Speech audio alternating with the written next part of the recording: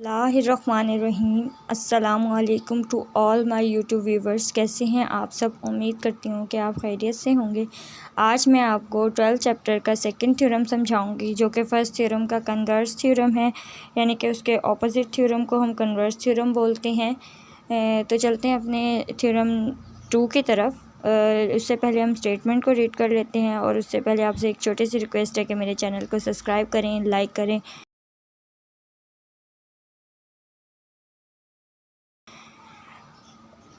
Any point equidistant from the end points of the line segment is on the right bisector of it। आपने बताना है कि जो कोई भी पॉइंट हम लेते हैं वो उसके एंड पॉइंट से इक्विडिस्टेंस होता है, लेकिन जो पॉइंट हमने लिया है वो उसके राइट बाइसेक्टर पे भी होना चाहिए। आपने ये चीज़ प्रूव करनी है। जो पॉइंट हम पी ले रहे हैं वो जो भी हम लाइन सेगमेंट लेंगे उसके राइट बाइसेक्टर पे होना चाहिए। तो पहले जो था उसमें था कि हमने एक राइट बाइसेक्टर ले लिया था और उससे डिफरेंस चेक किया था, तो डिफरेंस जो था वो सेम था। अब यहाँ पे हमारे पास उसने यानी कि डिफरेंस वाली जो सेम सिचुएशन थी वो गिवन कर दी है, और हमें एक पॉइंट भी गिवन कर दिया है। लेकिन अब हमने बताना है कि जो पॉइंट हम ले रहे हैं वो राइट बाइसेक्टर पे है या नहीं। आपने ये प्रूव करना है। तो सबसे पहले हम 3 चीज़ें लिखते हैं: गिवन, टू प्रूव और कंस्ट्रक्शन। गिवन में हम वो लिखते हैं जो हमारे पास स्टेटमेंट में गिवन किया हुआ होता है। तो ये स्टेटमेंट में हमारे पास एक लाइन सेगमेंट गिवन की हुई है, और उसके अलावा हमें एक पॉइंट से P A congruent P B given किया हुआ है। A B is a line segment. A B हमारे पास एक लाइन सेगमेंट है, ये ए बी है। Point P is such that, और P पॉइंट इस तरह से लिया है कि P का A से हम डिफरेंस लें या P का हम B से डिफरेंस लें तो वो आपस में कॉन्ग्रुएंट हैं। ये चीज़ हमने गिवन में से दे दी है अपने पास। टू प्रूव में वो चीज़ लिखनी होती है जो हमने प्रूफ करनी है। तो हमने ये प्रूफ करना है कि एक P जो पॉइंट है वो इसके बाइसेक्टर पे है, राइट बाइसेक्टर पे। किसके राइट बाइसेक्टर पे है? ए बी जो लाइन सेगमेंट है उसके राइट बाइसेक्टर पे है। The point P is on the right bisector of line segment A B. Construction मैंने आपको बताई थी। कंस्ट्रक्शन वो होती है जो कि हम खुद से ड्रॉ करते हैं। तो join P to C the mid point of A B. आपने पी को सी से ज्वाइन करना है, और जो सी पॉइंट है वो क्या पॉइंट है? वो ए बी लाइन सेगमेंट का मिड पॉइंट है, यानी कि उसका सेंटर है। जब हमारे पास मिड पॉइंट होगा तभी हम उसको बाइसेक्टर को चेक कर सकते हैं, अदरवाइज़ हम चेक नहीं कर सकते। तो पहले वाले थ्योरम में ये मिड पॉइंट हमें गिवन किया हुआ था, लेकिन अब गिवन नहीं किया तो हमने इसको खुद से ड्रॉ किया, और जो खुद से ड्रॉ करते हैं वो हमारे पास डॉटेड फॉर्म में आता है। तो ये खुद से ड्रॉ करने के बाद डॉटेड फॉर्म में आ गया। आपने अब स्टेटमेंट और रीज़न्स बतानी है। तो हमारे पास सेम एज इट इज़ जैसे हमारे फर्स्ट थ्योरम में था। तो 2 हमारे पास ट्रायंगल हैं जो कि कौन कौन सी हैं? एक हमारे पास है ए सी और पी, और दूसरी हमारे पास है बी सी और पी। हमने इस सी को ही मिड में क्यों रखा है? सी को यहाँ पर ये ए पी और सी भी बोल सकते थे, बी पी और सी भी बोल सकते थे। तो ये इसकी एक रीज़न है कि जो एंगल होता है वो हमेशा एंगल वाला सेंटर में आता है। तो हमारे पास ए सी और पी, ये हमारे पास एंगल इसी के ऊपर बन रहा है, 90 डिग्री का एंगल है। तो हमने इसलिए इसको सी को मिड पे रखा है। और ए सी पी और हमारे पास जो है बी सी पी जो है, ये 2 ट्रायंगल्स हैं जो कि एक दूसरे के करस्पॉन्डेंस हैं। करस्पॉन्डेंस का मतलब बिल्कुल सामने सामने इस तरीके से। पी ए लाइन सेगमेंट कॉन्ग्रुएंट है पी बी, ये हमारे पास गिवन है। पी ए कॉन्ग्रुएंट है पी बी के। इसी तरह जो पी सी है वो हमारा कॉमन पॉइंट है, क्योंकि पी सी मैं आपको एक्सप्लेन कर चुकी हूँ कि पी सी हमारा कॉमन पॉइंट किस तरह है इन थ्योरम 1। तो ये हमारी दोनों ट्रायंगल में है, इसलिए पी सी कॉमन है। ए सी लाइन सेगमेंट कॉन्ग्रुएंट है बी सी की। ये हमने कंस्ट्रक्ट किया है कि ए सी का जो डिफरेंस है वो बी सी का, हमने सी वाला पॉइंट कंस्ट्रक्ट किया था, इसलिए ये इसकी कंस्ट्रक्शन में आएगा।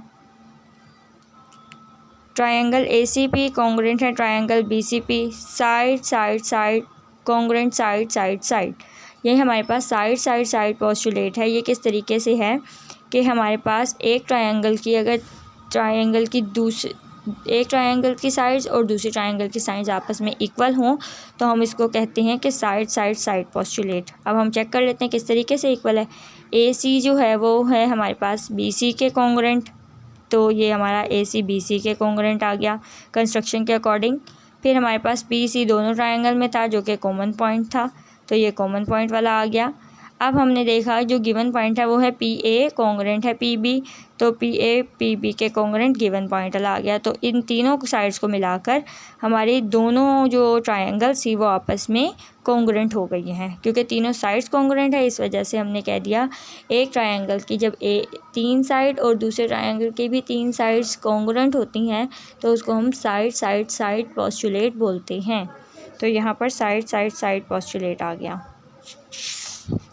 लेकिन हमने प्रूव करना है कि P जो है वो राइट बाइसेक्टर पे है, तो P जो है वो राइट बाइसेक्टर पे देख लेते हैं।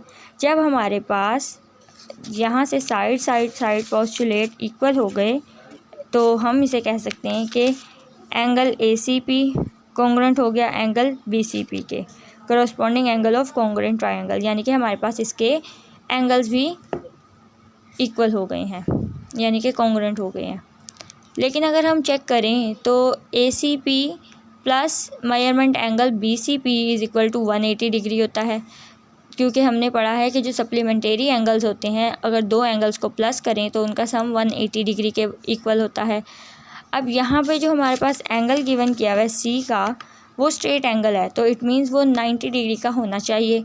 अब 90 डिग्री का कैसे होगा, यहाँ पे उसने एक्सप्लेन कर दिया है कि हमने ये 1 और 2 से लिया है। 1 और 2 से कैसे लिए कि ये वाला एक एंगल और इसके साथ इन दोनों एंगल को जब हम प्लस कर देते हैं तो वो हमारे पास 180 डिग्री बन जाता है। तो ये हमारी सेकंड इक्वेशन थी। अब 180 डिग्री का मतलब है 180 डिवाइडेड बाय 2। 180 को जब हम डिवाइड करेंगे 2 पे तो हमारे पास ये आ जाएगा 90 डिग्री। अब ये एक एंगल यानी कि ACP भी 90 डिग्री के इक्वल हो गया और BCP भी 90 डिग्री के इक्वल हो गया। दो एंगल्स गिवन किए हुए थे, हमने 180 को 2 पे डिवाइड किया तो हमारे पास वो 90 डिग्री के इक्वल आ गया फ्रॉम 1 एंड 2। यहाँ पर लिख दिया फ्रॉम 1 एंड 2। नेक्स्ट हमारे पास PC लाइन सेगमेंट परपेंडिकुलर है AB पे। PC लाइन सेगमेंट परपेंडिकुलर है AB पे। वो किस तरीके से है कि मेजरमेंट एंगल ACP जो था वो 90 डिग्री का था। इसको हम डायग्राम से देख लेते हैं। ये मैंने एक डायग्राम बना दी है। PC जो है वो AB पे परपेंडिकुलर बन रहा है, तो ये हमारे पास डायग्राम से पता चल रहा है हमें। और ये चीज़ ACP जो था वो 90 डिग्री का था, तो इसका मतलब वो स्ट्रेट परपेंडिकुलर ड्रॉ करेगा, इसलिए वो 90 डिग्री पे परपेंडिकुलर ड्रॉ हो गया। ऑल्सो CA करस्पॉन्डेंस है CB के, तो ये बात भी ठीक है। ये हमने कंस्ट्रक्शन में लिखा है कि CA जो है वो CB के करस्पॉन्डेंस है। ये बात हमने कंस्ट्रक्शन से ले ली। जब हमारे पास ये 90 डिग्री और ये कंस्ट्रक्शन का पॉइंट इक्वल हो गया, यहाँ पे ये वाली साइड और ये एंगल इक्वल हो गया, तो हमने कह दिया कि PC is the right bisector of AB। तो हम कह सकते हैं कि PC राइट बाइसेक्टर है बाय 3 एंड 4। किस तरीके से कि जैसे PC परपेंडिकुलर AB पे ड्रॉ हो रहा है, तो जब परपेंडिकुलर ड्रॉ होता है तो वो राइट बाइसेक्टर होता है। तो PC perpendicular AB it means कि ये राइट बाइसेक्टर है। और हम ये भी कह रहे हैं कि राइट बाइसेक्टर के अलावा जो CA है वो CB के भी करस्पॉन्डेंस है। तो ये राइट बाइसेक्टर की कंडीशन को फुलफ़िल कर रहा है कि इसके एंड पॉइंट से डिफरेंस भी इक्वल होना चाहिए। तो ये एंड पॉइंट का डिफरेंस जो है ये और ये एंड पॉइंट का डिफरेंस इक्वल है, और जो PC है वो परपेंडिकुलर भी ड्रॉ कर रहा है। तो हम उसे जो राइट बाइसेक्टर होता है उसकी यही कंडीशन होती है कि वो एंड पॉइंट से डिफरेंस भी इक्वल हो उसका और उसके ऊपर परपेंडिकुलर भी ड्रॉ करे। ये जो डेफिनेशन हमने राइट बाइसेक्टर की थी, a line is called a right bisector of a line if it is perpendicular to the right line segment and passes through its mid point. अब ये हमारा C मिड पॉइंट था, तो C mid point से भी पास हो रहा है और इसके अलावा इसका जो डिफरेंस है वो भी इक्वल है। तो हमने कह दिया कि PC जो हमने P पॉइंट लिया था वो राइट बाइसेक्टर है AB का। तो हम इसको इस इंग्लिश की फॉर्म में भी लिख सकते हैं, the point P is on the right bisector of AB। और हमने यही प्रूव करना था। आप इसको इक्वेशन कंसीडर कर सकते हैं ताकि आपको सॉल्व करने में आसानी हो। तो ये था हमारे पास चैप्टर 12 का सेकंड थ्योरम। नेक्स्ट वीडियो तक के लिए अल्लाह हाफिज़। नेक्स्ट मैं आपको थर्ड थ्योरम समझाऊँगी। दुआओं में याद रखिएगा और मेरे चैनल को सब्सक्राइब कीजिएगा। Thank you so much.